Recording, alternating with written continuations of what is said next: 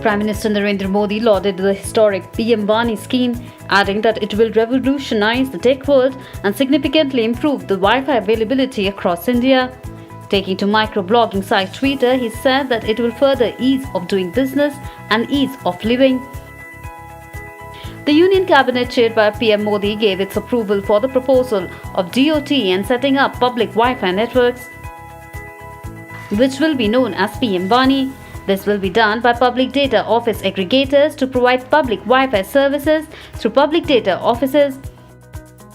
Public Data Office will establish, maintain and operate only WANI-compliant Wi-Fi access points and deliver broadband services to subscribers. Public Data Office Aggregator will work as an aggregator of PDOs and perform the functions relating to authorization and accounting.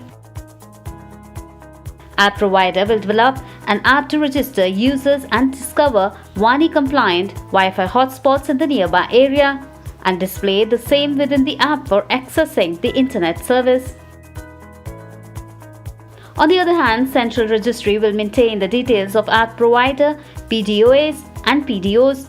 To begin with, the Central Registry will be maintained by the Center for Development of Telematics.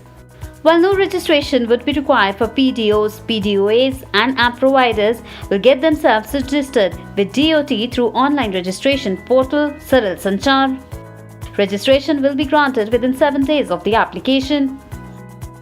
With no registration or license fee for providing broadband internet services using public Wi-Fi hotspots will massively encourage its proliferation and penetration across the length and breadth of the country. Availability and use of broadband will enhance income, employment, quality of life, ease of doing business, among others.